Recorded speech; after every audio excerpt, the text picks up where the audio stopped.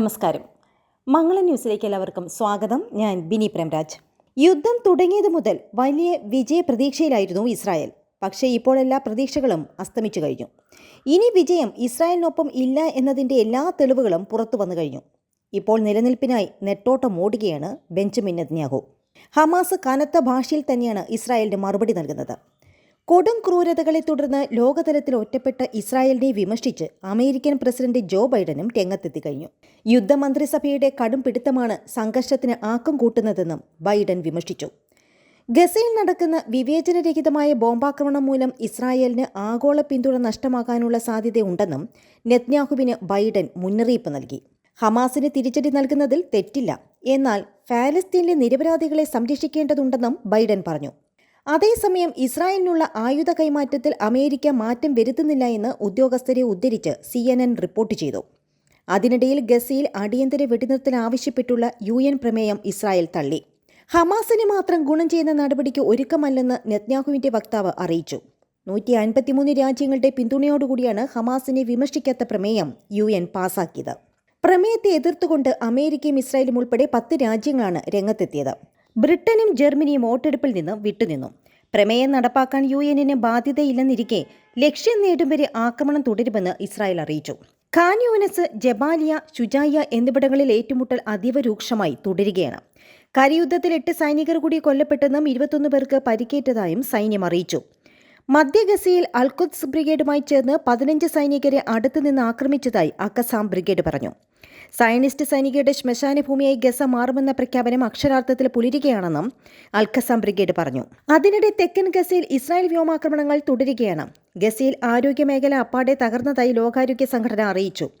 11 ആശുപത്രികൾ മാത്രമാണ് ഭാഗികമായെങ്കിലും പ്രവർത്തിക്കുന്നത്. ഹൂതി ഭീഷണി തുടരുന്ന ചെങ്കടലിലേക്ക് ഇസ്രായേൽ സഖ്യരാജ്യങ്ങളുമായി ചേർന്ന് 4 യുദ്ധക്കപ്പലുകൾ കൂടി അയച്ചു. ജനീൻ ഉൾപ്പെടെ വെസ്റ്റ് ബാങ്കിൽ സൈനിക നടപടി തുടരുകയാണ് ഇസ്രായേൽ. നിരവധി പേരെ സേന പിടിച്ചുകൊണ്ടുപോയി. വടക്കൻ അതിർത്തിയിൽ ഹിസ്ബുല്ല നടത്തുന്ന കനത്ത ആക്രമണങ്ങളിലും മാറ്റമില്ല. അതേസമയം ഇപ്പോൾ നടക്കുന്നത് ഇസ്രായേലിന്റെ 2ാം സ്വതന്ത്ര യുദ്ധമാണെന്നും ഇതിന് നാം കനത്തതും വേദനാജനകവും പ്രയാസമേറിയതുമായ വിലയാണ് നൽകുന്നതെന്നും ഇസ്രായേൽ മന്ത്രി മുൻ ആർമി ജനറലുമായ ബെന്നി ഗാൻഡസ് പറഞ്ഞു. ചൊവ്വാഴ്ച ഗസയിൽ ഹമാസ് പ്രത്യാക്രമണത്തിൽ കൊല്ലപ്പെട്ട 8 ഇസ്രായേലി അധിനിവേശ സൈനികരുടെ പേര് വിവരം പുറത്തുവിട്ട് സമൂഹമാധ്യമത്തിലെഴുതിയ കുറിപ്പിലാണ് ഗാൻഡസിന്റെ വിമർശനം.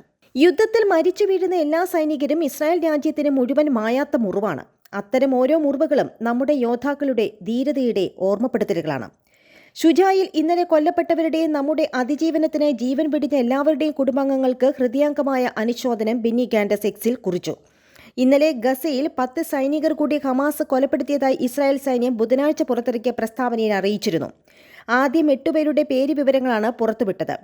പിന്നാലെയാണ് 2 പേർ കൂടി കൊല്ലപ്പെട്ടതായി IDF അറിയിച്ചത്. ചൊവ്വാഴ്ച ഗസ മുൻപിൽ നടന്ന ഏറ്റുമുട്ടലിലാണ് ഇവർ കൊല്ലപ്പെട്ടതെന്ന് ഇസ്രായേലി ദിനപത്രമായ ഹാരറ്റ്സ് ഇസ്രായേൽ സേനയെ ഉദ്ധരിച്ച് റിപ്പോർട്ട് ചെയ്യുന്നു.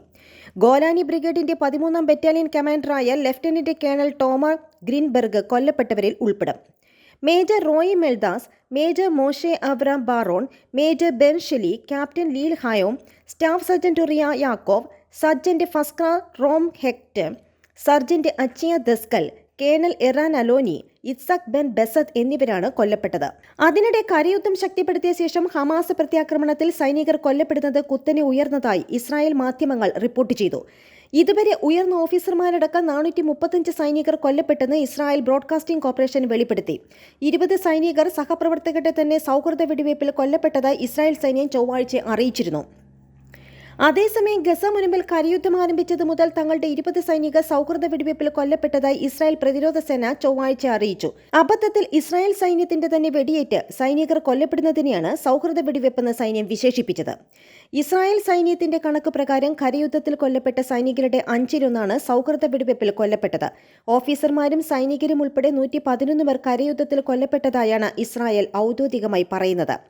അതേസമയം ഇസ്രായേൽ ബ്രോഡ്കാസ്റ്റിംഗ് കോർപ്പറേഷന്റെ കണക്കനുസരിച്ച് ഗസയിൽ കരയുദ്ധം ആരംഭിച്ചതിന് ശേഷം കൊല്ലപ്പെട്ട ഇസ്രായേൽ സൈനികരുടെയും ഓഫീസർമാരുടെയും എണ്ണം 435ആയി. ഫലസ്തീൻ പോരാളികളാണെന്ന് തെറ്റിദ്ധരിച്ച് ഇസ്രായേൽ സൈന്യം നടത്തിയ വെടിവയ്പ്പിലാണ് 13 സൈനികർ കൊല്ലപ്പെട്ടത്. മറ്റ് 7 പേർ ടാങ്ക് ദേഹത്ത് കയറിയും ഇസ്രായേൽ സൈന്യം സ്ഥാപിച്ച സ്ഫോടക വസ്തുക്കൾ പൊട്ടിത്തെറിച്ചും മറ്റുമാണ് കൊല്ലപ്പെട്ടത്. കരയുദ്ധത്തിൽ പങ്കെടുക്കുന്ന സൈനികരുടെ എണ്ണം കൂടുതൽ, പോരാട്ടത്തിന്റെ ദൈർഘ്യവും സ്വഭാവവും, ക്ഷീണം, പ്രവർത്തന അച്ചടക്കമില്ലായ്മ, ഏകോപനമില്ലായ്മ എന്നിവ ഉൾപ്പെടെ വിവിധ കാരണങ്ങളാണ് സൈനികരുടെ മരണസംഖ്യയ്ക്ക് പ്രധാന കാരണമെന്ന് ഇസ്രായേലി സൈന്യം പറയുന്നു. അതേസമയം ഗസയിൽ കരയുദ്ധത്തിനെത്തിയ 11 ഇസ്രായേൽ അധിനിവേശ സൈനികരെ വധിച്ചതായി ഫലസ്തീൻ വിമോചന സംഘടനയായ ഹമാസ് അറിയിച്ചു. 7 ഇസ്രായേൽ സൈനിക വാഹനങ്ങൾ ലക്ഷ്യമിട്ട് നടത്തിയ ആക്രമണത്തിലാണ് അവർ കൊല്ലപ്പെട്ടതെന്ന് ഹമാസിന്റെ സായുധ വിഭാഗമായ ഖസാം ബ്രിഗേഡ് അറിയിച്ചു. ഗസ സിറ്റിക്കടുത്ത ഷുജയിലാണ് ഷെല്ലുകളും ടാങ്ക് വേദ ആയുധങ്ങളും ഉപയോഗിച്ച് ഇസ്രായേലിന്റെ 7 സൈനിക വാഹനങ്ങൾ ആക്രമിച്ചത്. അതേസമയം ഗാസയിലെ ഹമാസിന്റെ ഭൂഗർഭ തുരങ്കങ്ങളിലേക്ക് ഇസ്രായേൽ പ്രതിരോധ സേന കടൽ ജലം പമ്പ് ചെയ്തു തുടങ്ങിയതായി റിപ്പോർട്ട്. ഹമാസിന്റെ ഭൂഗർഭ ശൃംഖലയെയും ഒളിത്താവളങ്ങളെയും നശിപ്പിക്കുവാനും പോരാളികളെ പുകച്ചു പുറത്തു ചാടിക്കുവാനും ലക്ഷ്യമിട്ടാണ് IDFന്റെ പുതിയ തന്ത്രം. ഇസ്രായേൽ സൈന്യം ഹമാസിന്റെ തുരങ്കങ്ങളിലേക്ക് കടൽ വെള്ളം പമ്പ് ചെയ്യാൻ തുടങ്ങിയെന്ന് പേര് വെളിപ്പെടുത്താത്ത US ഉദ്യോഗസ്ഥരെ ഉദ്ധരിച്ച് വാൾ സ്ട്രീറ്റ് ജേണൽ ചൊവ്വാഴ്ച റിപ്പോർട്ട് ചെയ്തു. ഈ പ്രക്രിയയ്ക്ക് ആഴ്ചകളെടുക്കുമെന്ന് അവർ കൂട്ടിച്ചേർത്തു. തുരങ്കങ്ങളിലേക്ക് കടൽവെള്ളം പമ്പ് ചെയ്യുവാൻ ഇസ്രായേൽ ആലോചിക്കുന്നതായി ഈ മാസം ആദ്യം ജേണൽ റിപ്പോർട്ട് ചെയ്തിരുന്നു. ഇതിനായി ഇസ്രായേൽ പ്രതിരോധ സേന ഗാസ സിറ്റിയിലെ അൽഷാദി അഭയാർത്ഥി ക്യാമ്പിന് സമീപം 5 വലിയ വാട്ടർ പമ്പുകൾ സ്ഥാപിച്ചു. മെഡിറ്ററേനിയൻ കടലിൽ നിന്ന് മണിക്കൂറുകളിൽ ആയിരക്കണക്കിന് ക്യൂബിക് മീറ്റർ വെള്ളം തുരങ്കങ്ങളിലേക്ക് അടിച്ചു കയറ്റുവാനും ആഴ്ചയ്ക്കുള്ളിൽ വെള്ളപ്പൊക്കമുണ്ടാക്കാനും കഴിയുമെന്നാണ് റിപ്പോർട്ട്. ഹമാസിന്റെ ബന്ധുക്കളെയും യുദ്ധോപകരണങ്ങളെയും ഒളിപ്പിച്ചിരിക്കുകയാണെന്ന് ഇസ്രായേൽ വിശ്വസിക്കുന്ന തുരങ്കങ്ങൾ നശിപ്പിക്കുവാൻ ഈ പ്രക്രിയ സഹായിക്കുമെന്ന് ചില ബൈഡൻ ഭരണകൂട ഉദ്യോഗസ്ഥർ പറഞ്ഞതായി ജേണൽ റിപ്പോർട്ട് ചെയ്തു. കടൽ വെള്ളം ഗസയുടെ ശുദ്ധജല വിതരണത്തെ അപകടത്തിലാക്കുമെന്ന് മറ്റു ഉദ്യോഗസ്ഥർ ആശങ്ക പ്രകടിപ്പിച്ചതായി പത്രം റിപ്പോർട്ട് ചെയ്യുന്നു. എന്നാൽ റിപ്പോർട്ടിനെക്കുറിച്ച് ഇസ്രായേൽ സൈന്യം പ്രതികരിച്ചിട്ടില്ല. തുരങ്കങ്ങളിൽ വെള്ളപ്പൊക്കം ഉണ്ടാക്കുന്നത് ഒരു നല്ല ആശയമാണ്, പക്ഷേ അതിന്റെ പ്രത്യേകതകളെക്കുറിച്ച് ഞാൻ അഭിപ്രായം പറയുന്നില്ല. IDF മേധാവി ഹെർസി ഹലേവിയെ കഴിഞ്ഞ ആഴ്ച പറഞ്ഞിരുന്നു. തുരങ്കം നശിപ്പിക്കുന്നതിനുള്ള പ്രവർത്തനങ്ങളുടെ വിശദാംശങ്ങളെക്കുറിച്ച് പ്രതികരിക്കുവാൻ സൈന്യം വിസമ്മതിച്ചു. ഈ തുരങ്കങ്ങളിൽ ബന്ദികളെ ഒളിപ്പിച്ചിട്ടില്ല എന്ന വാദങ്ങളും നടക്കുന്നുണ്ട്. പക്ഷേ യാഥാർത്ഥ്യം എന്താണെന്ന് എനിക്കറിയില്ല എന്ന് യുക്രൈൻ പ്രസിഡന്റ് വ്ളാദിമിർ സെലൻസ്കിയുമായി വൈറ്റ് ഹൌസിൽ നടത്തിയ വാർത്താ സമ്മേളനത്തിൽ വിഷയത്തെക്കുറിച്ചുള്ള ചോദ്യത്തിന് മറുപടിയായി അമേരിക്കൻ പ്രസിഡന്റ് ജോ ബൈഡൻ പറഞ്ഞു. എന്നാൽ ഈ നീക്കം ഗാസയിലെ ഭൂഗർഭജലത്തിൽ ദീർഘകാല പ്രത്യാഘാതങ്ങൾ ഉണ്ടാക്കുമെന്ന് പരിസ്ഥിതി വിദഗ്ധർ മുന്നറിയിപ്പ് നൽകി.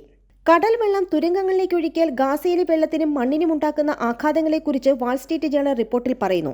2015 ഈജിപ്ഷ്യൻ സൈന്യം ഗാസയുടെ തെക്കൻ അതിർത്തിക്ക് താഴെയുള്ള തുരങ്കങ്ങളിൽ ഇത്തരത്തിൽ വെള്ളപ്പൊക്കമുണ്ടാക്കിയിരുന്നു.